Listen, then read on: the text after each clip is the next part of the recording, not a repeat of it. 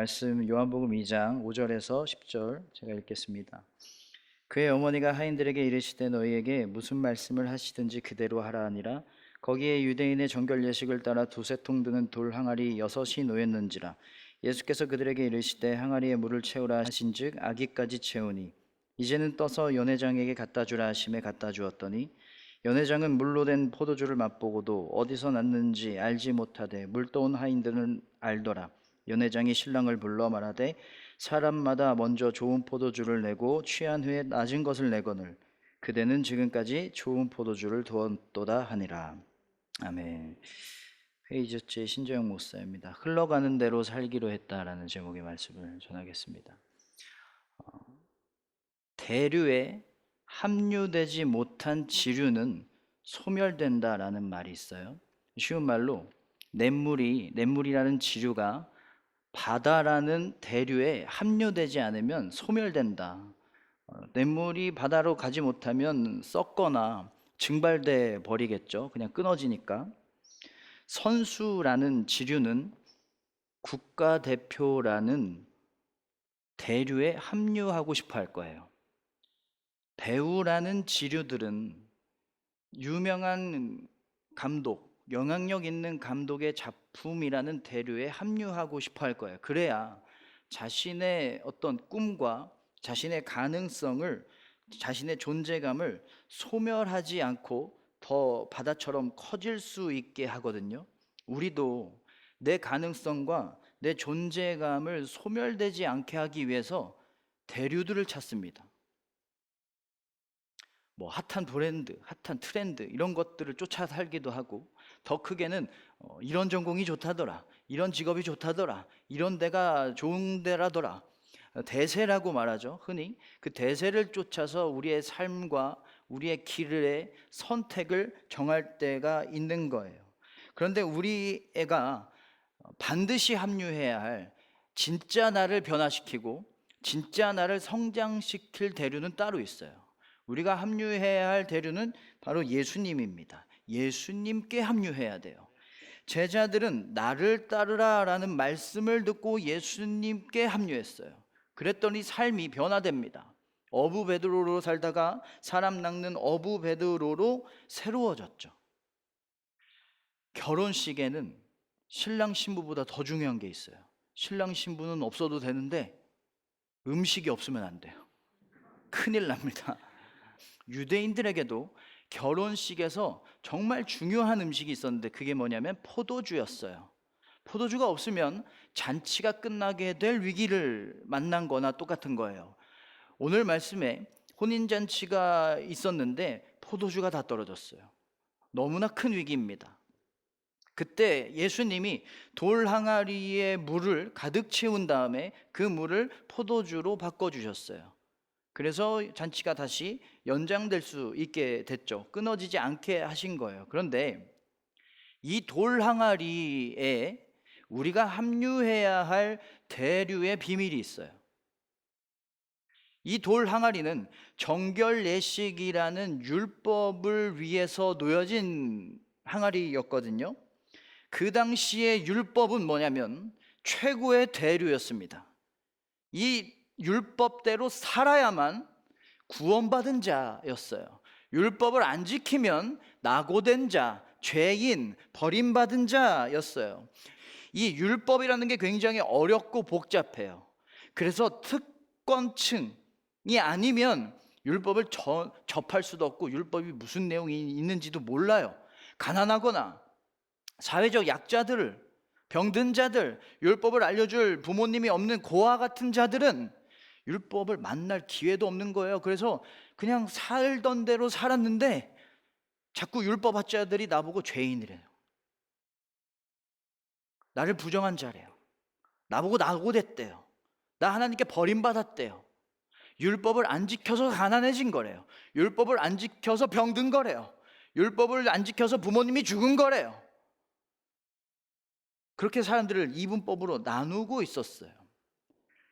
그런데 밖에 나갔다가 나도 모르게 이 부정한 사람들에 닿을 수도 있고, 이 부정한 사람이 만졌던 걸 나도 모르고 만질 수도 있으니 집에 갔다 오면 식사하기 전에 손을 씻어야 됐어요.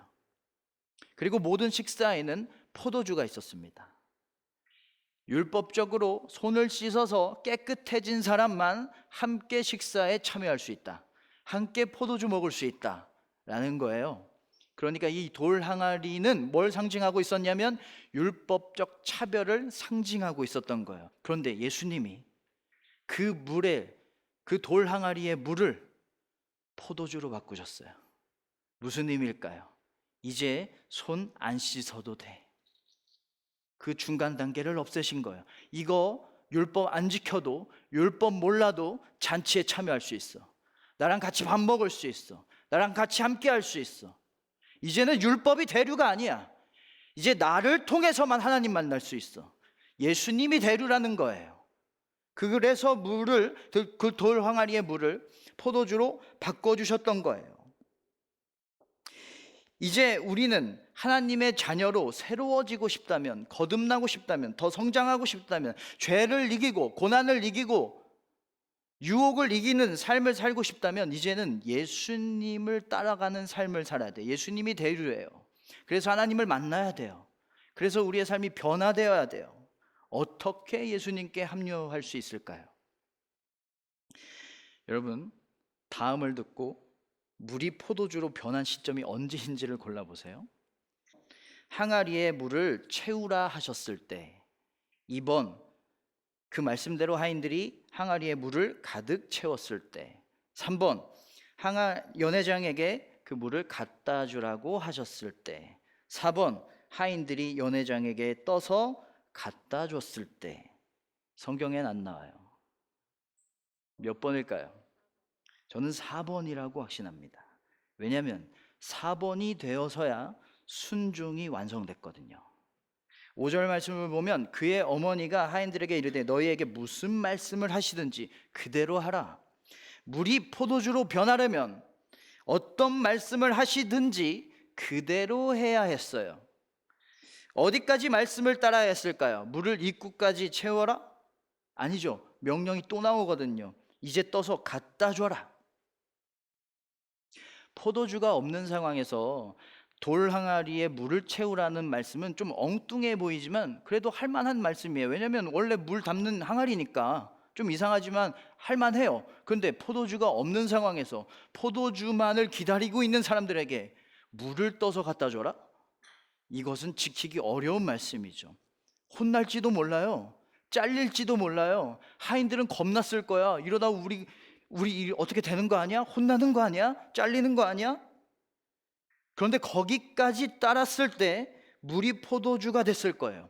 포도주로 변해서가 아니라 아직 물인데, 아직 변하지 않았는데 그때 갖다 줬더니 포도주로 변했을 거예요. 상황은 그대로인데 감사하라 하시니 감사해야 돼요. 상황은 그대로인데 기도하라 하시니 기도해야 되는 거예요. 그때 상황이 변하는 거예요.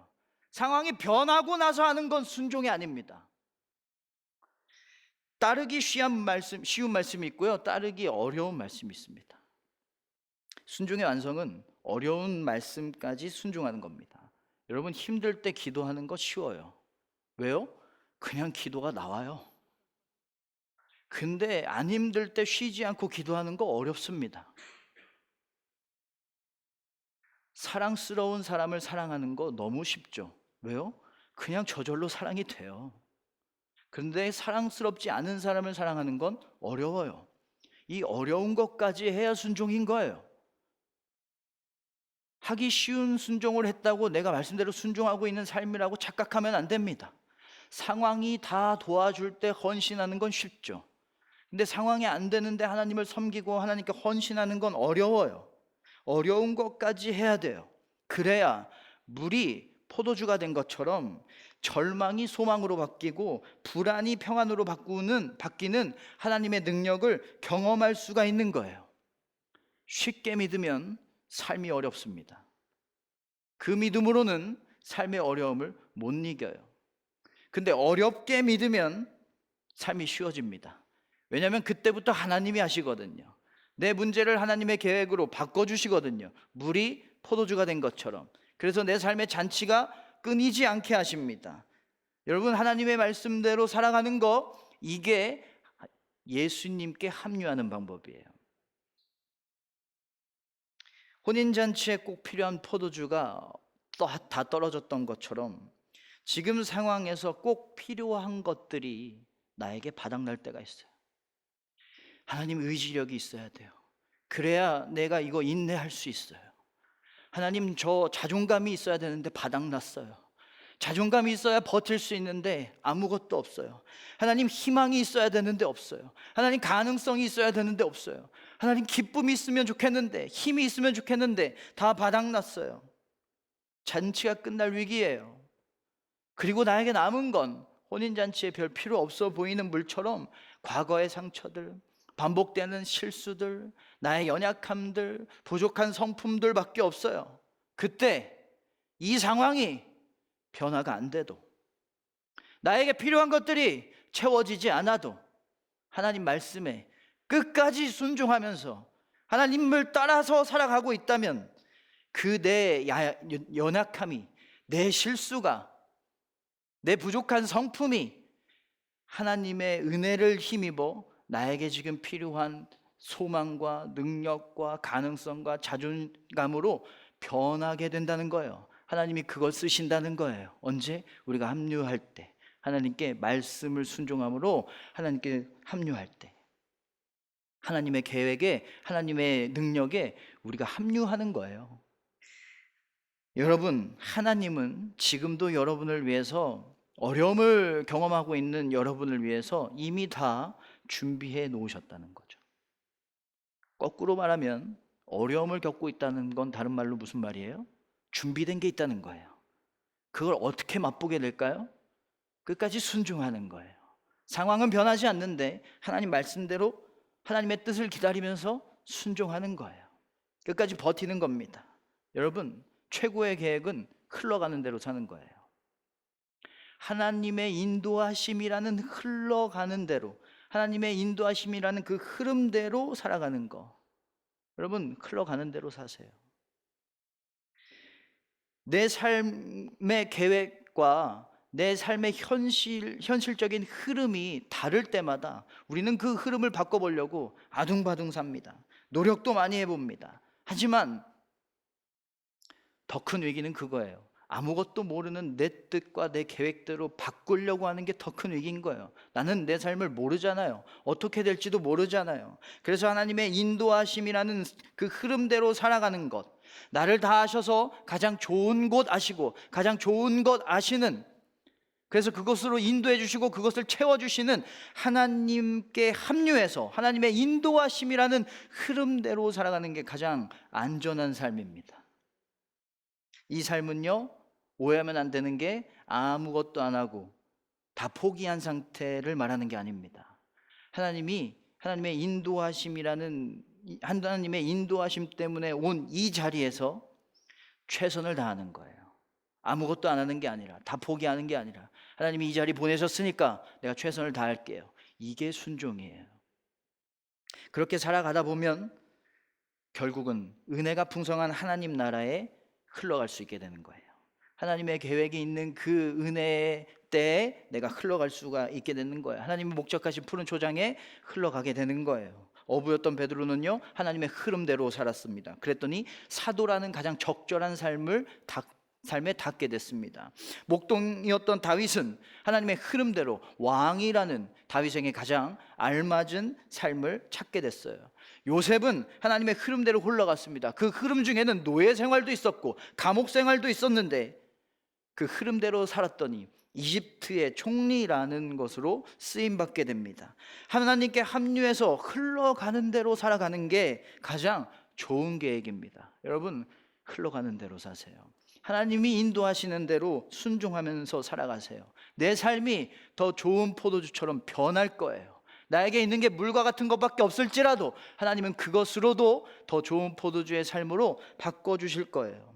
강은 냇물을 가려받지 않아요. 더러워도 받습니다. 커도 받고요, 작아도 받아요, 깨끗하도 받아요. 그게 강해하는 일이에요. 냇물의 상태가 어떠하든 다 받아줍니다. 하나님도요, 내가 죄로 인해서 내 영혼이 너무나 더러워졌어도, 내 삶의 크기가 너무 작은 것 같아도, 내가 너무 다른 냇물에 비해서, 다른 삶에 비해서 너무 느리게 흘러도 하나님이라는 강은 나를 다 받아줍니다. 강으로 합류한 냇물은 이제 뭘로 살게 되죠? 냇물로 살지 않아요. 강으로 살아요. 강은 냇물이 없는 힘이 있어요. 바다로 나아가기에 장애물이 있으면 밀어버립니다. 길이 없으면 길을 만듭니다. 뚝이 있으면 무너뜨려 버려요. 우리가 하나님께 합류해서 하나님의 인도하심, 하나님의 말씀하심대로 그 흐름대로 살아가면 하나님 나라와 하나님의 계획에 닿는데 방해되는 것들이 있다면 여리고성을 무너뜨린 하나님께서 무너뜨리게 하실 것이고, 나를 막고 있는 골리앗이 있다면 쓰러지게 하실 것이고, 길이 막혀 있다면 길을 만드셔서 우리를 하나님의 나라로, 하나님의 계획이 있는 자리로 우리를 끝까지 인도하실 줄로 믿으시고 그대로 따라 살아가시길 바랍니다. 오늘 말씀 11절을 보면 예수께서 이 첫 표적을 갈릴리 가나에서 행하여 그의 영광을 나타내심에 제자들이 그를 믿었더라. 이게 이 말씀의 목적이에요. 제자들이 믿게 됐어요. 더 나아졌어요. 더 좋은 포도주가 됐어요. 더 예수님께 합류하게 됐어요. 말씀대로 살아가시기 바랍니다. 돌 항아리에 물을 가득 채웠어요. 이것처럼 조금만 하는 게 아니라 최선을 다해서 충분히 내 삶을 말씀이 채울 때까지, 욕심이 비워진 곳을 채울 때까지, 내 생각을 잠식시킬 때까지 하나님의 말씀대로 다 채워서 살아야 돼요. 뭘 더 갖고, 뭘 더 알고, 뭘 더 이룬 삶보다 약하고 부족해도 말씀대로 살아서, 하나님의 인도하심이라는 그 흐름대로 살아서 가장 완전한 삶을 살아가는 우리가 되기를 주님의 이름으로 축원합니다.